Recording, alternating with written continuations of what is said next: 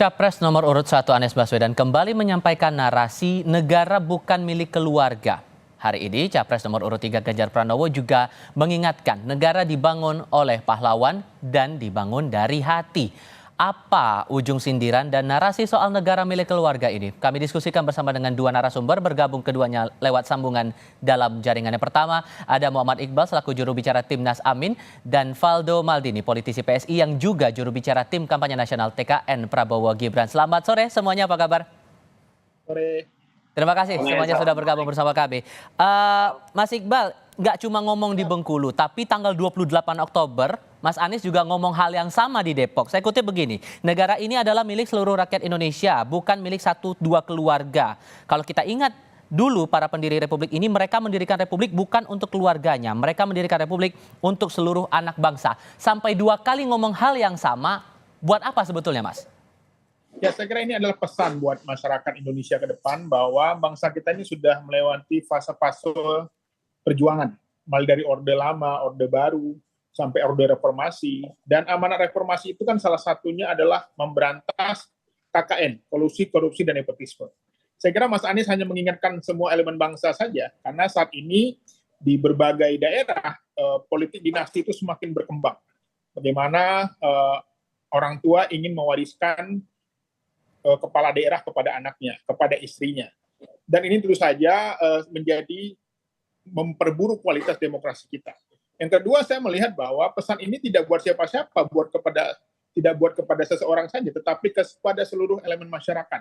Bahwa memang kalau kita dalami, saya pernah beberapa kali masuk ke rumah pengasingan Bung Karno di Bengkulu, di situ memang luar biasa sekali bagaimana Bung Karno itu diasingkan, bagaimana bukti-bukti sejarah bahwa beliau itu memperjuangkan kemerdekaan ini dengan darah dan air mata, terpisah dari keluarga, dan ketulusan Bung Karno yang akhirnya bisa membuat dia bisa bertahan. Jadi saya melihat ini tidak menyudutkan 1-2 orang, tapi ini adalah bagaimana mengingatkan sejarah perjuangan bangsa. Tapi sampai 2 kali bicara seperti itu, kadarnya sudah mengkhawatirkan menurut Anda? Ya tentu saja, karena memang pada faktanya kan saat ini kita melihat bahwa Indonesia ini kualitas demokrasinya menurun. Salah satunya adalah karena berkembangnya politik dinasti. Oke. Kalau begitu letak demokratisnya gimana menurut Anda, Mas Iqbal? Ya, saya kira demokrasi itu kan sesuatu yang harus kita pertahankan. Salah satunya apa? Kebebasan. Ya, salah satunya apa? Bagaimana ada check and balances ya. Saat ini misalnya partai yang harusnya kalah pemilu, tapi dia ikut-ikutan masuk ke pemerintahan misalnya. Akhirnya kan kualitas demokrasi kita jadi nggak bagus gitu ya. Harusnya yang kalah pemilu harusnya di luar aja. Karena memang sesungguhnya dia menjadi partner pemerintah untuk bagaimana menegakkan demokrasi itu. Tapi yang sekarang terjadi kan tidak. Justru yang dulu memusuhi, menyerang ya kan, yang bilang sinting juga ada gitu. Akhirnya sekarang masuk di pemerintahan, masuk hendak membela gitu ya. Jadi ini tentu saja menjadi dilema atau drama-drama yang baru ya. Jadi kami melihat bahwa ini adalah bagaimana pesan moral bagi Mas Anies. Bahkan beliau juga sudah statement ketika beliau seandainya terpilih juga tidak akan mengangkat anaknya untuk menjadi kepala daerah ataupun melanjutkan perjuangannya. Oke, saya kasih giliran ke Mas Valdo kalau begitu, karena kan Anda juga jadi bagian dari staf khusus Mensesnek juga, tudingannya nyebutnya negara pula. Merespon pernyataan ini gimana? Ya, sebenarnya kita setuju banget sih sama Pak Anies terkait pendiri republik ini, kita berjuang untuk anak-anak bangsa. Memang para pendiri kita yang mendirikan republik untuk semua, tapi kan sekarang kita belum tahu. Sekarang itu saya belum tahu kenapa hal ini jadi masalah gitu. Apa karena ini terkesan menyindir salah satu kelompok? Saya kira kan ini hanya Pak Anies yang memang jago dan suka berretorika aja memang. Karena kalau memang ini sindiran, ya saya juga mau nanya untuk siapa. Karena saya kira sebetulnya narasi-narasi seperti ini nggak perlu lah. Apalagi kalau memang ingin dimainkan untuk kepentingan elektoral. Karena tapi alasannya tadi bilangnya bukan untuk 1 atau 2 kelompok tertentu tudingan itu. Ya, iya, tapi karena kalau kita mendirikan republik untuk semua, ya anak cucu kita nanti bisa masuk ke dalam anak bangsa kita juga kan. Jadi nggak fair saya kira anak saya misalnya nggak boleh masuk politik karena ayahnya pernah jadi pelayan publik. Nggak boleh bantu memajukan negara karena orang tuanya adalah anggota DPR. Kalau ternyata banyak cita-cita anak bangsa yang maju seperti jadi orang tuanya gimana? Mau bantu masyarakat seperti orang tuanya gimana? Nggak boleh. Ini kan nggak adil. Karena ada hak mereka yang kita hilangkan. Hak untuk dipilih, hak untuk memilih. Dan mereka bukan kriminal loh. Tapi hak untuk dipilih. Ini kita berbicara bernegara ya. Hak untuk dipilih, harus dihapuskan karena mereka terlahir dari orang tua yang bekerja di ranah publik. Kalau memang negara ini dibangun untuk semua, seharusnya tidak ada sindiran-sindiran seperti itu. Dan kita sama-sama tahu, Pak Anies Baswedan adalah cucu dari Pak Abdurrahman Baswedan, AR Baswedan. Beliau pahlawan nasional Indonesia. Pernah pula jadi Wakil Menteri Penerangan 2 kali dalam Kabinet Syahrir. Ini kan jadinya seperti menyindir diri sendiri kalau memang ternyata itu sindiran. Dan sekarang Pak Anies bisa mencalonkan diri jadi presiden. Jadi menurut saya hal itu adil-adil aja. Nggak ada yang perlu dipermasalahkan. Tahu nggak yang lebih menyeramkan apa? Ketika seorang anak terhalang hak konstitusinya hanya karena bapaknya seorang pelayan publik, itu sama dengan hukuman untuk anak PKI loh. Apa maksudnya seperti itu? Dan saya yakin Pak Anies sangat mengerti demokrasi beserta konsekuensinya. Yang saya sayangkan kenapa selalu memberikan ilusi logika kepada publik. Ya meskipun saya yakin masyarakat tidak termakan isu tersebut, tapi begini, kalau memang ini semua sama di hadapan negara, anak siapapun punya konstitusi hak yang sama, termasuk anak yang tidak punya bapak, Almasih kalau turun di tanah pertiwi ini, haknya sama seperti saya, hanya saja status sosial saya berbeda dengan dia, gitu. Nah ini modal sosial, bagaimanapun modal sosial ini berpengaruh dalam karir politik seseorang. Sehingga menurut Anda pernyataan dari Mas Anies ini sebatas gimmick? Ya, Pak Anies keluarga terpandang, punya modal sosial itu yang membuat dia melangkah ke politik. Jadi sah aja siapapun melangkah ke dunia politik. Dan saya hanya ingin menyampaikan kepada Pak Anies Baswedan satu paradoks demokrasi. Demokrasi itulah seni membangun sebuah sistem di mana rakyat menjadi pemegang kekuasaan tertinggi. Semua yang terjadi adalah keinginan rakyat. Jika rakyat tidak ingin, maka demokrasi ini ya tidak perlu demokrasi.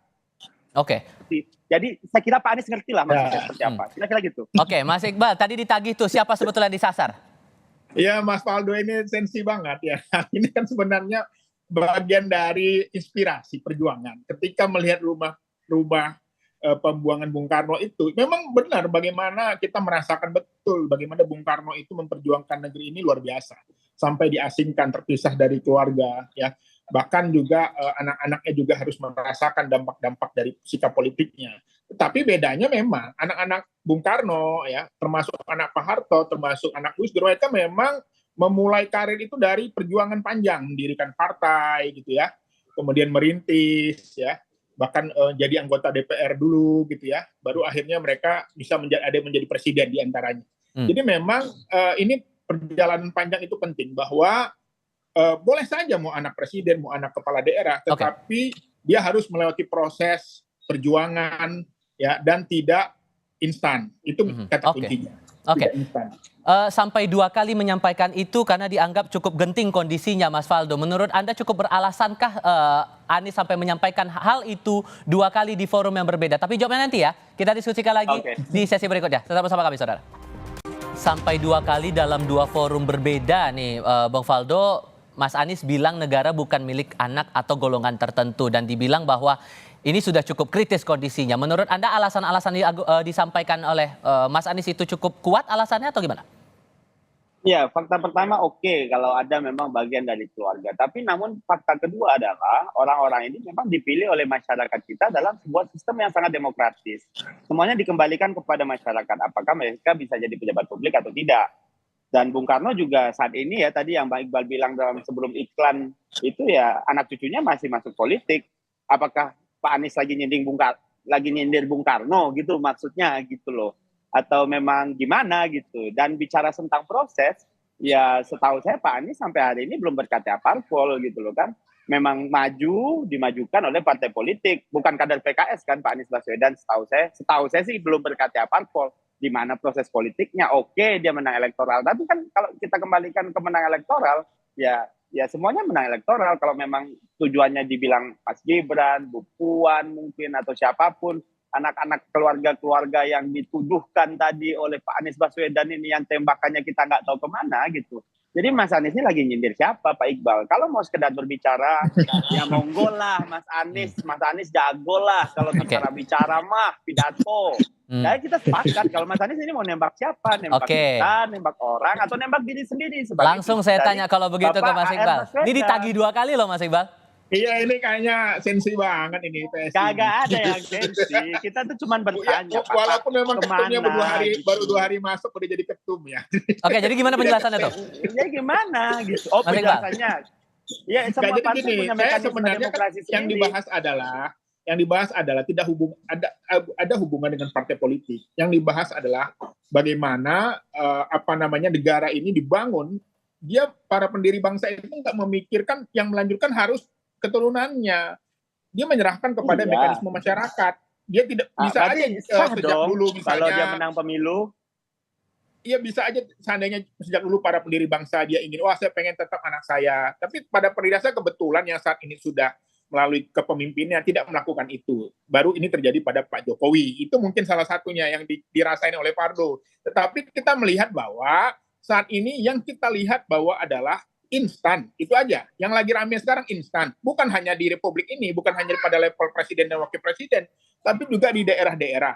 Bagaimana ada anaknya belum selesai kuliah, belum selesai kuliah di luar negeri, pulangin untuk melanjutkan perjuangannya. Bahkan dia nggak mau gantiin misalnya dapilnya kalau bukan anaknya itu ada. Tapi jadi jangan terlalu sensi juga. Ya ini kan cuman hanya bagian dari pesan moral setelah melihat rumah perjuangan Bung Karno. Setelah melihat rumah pengasihan Bung Karno. Bahwa Bung Karno mendirikan Republik ini dengan darah dan perjuangan air mata. Dan tentu saja dia melakukan ini demi rakyat seluruh rakyat Indonesia. Bisa aja kalau Bung Karno dulu mau mengatakan gitu. Oke, singkat saja Bung Faldo, silakan. Saya ini dari Sumatera Barat. Dulu gubernurnya Bapak Irwan Prayitno dari PKS. Sekarang Pak Mahyeldi, istrinya, anaknya juga mencalek itu Bang Iqbal. Jadi nggak ada masalah, kan dia udah nggak ada masalah kan? Ya, beda jalur. Yang masalah itu kalau dia merubah aturan. Nggak ada aturan yang dirubah, semuanya fair-fair aja. Dalam artinya memang ada proses di MK yang sudah berjalan. Jadi larinya ke MK nih, kalau seandainya kader PKS, istri dan anaknya itu juga nyalek gitu. Nggak ada masalah. Jadi gini, kalau jadi nggak ada masalah dong. Yang selama ini disoroti masyarakat adalah ketika bapaknya masih berkuasa, dia berusaha mewariskan kepada keluarganya. Istrinya kadang-kadang makan. Itu udah lengser. Dan itu apalagi berbeda eksekutif, legislatif itu berbeda. Jadi nggak bisa kita samakan. Ibu Harneli nyalek di DPRD. Itu berbeda. Baik. Kecuali tampaknya diskusinya bakal panjang, tapi kita harus tutup dulu sampai di sini. Mana tahu kita akan lanjutkan lagi ke sesi berikutnya. Terima kasih banyak untuk saat ini. Mas Iqbal mewakili Timnas Amin, terima kasih. Mewakili TKN Bung Faldo juga terima kasih. Selamat sore semuanya.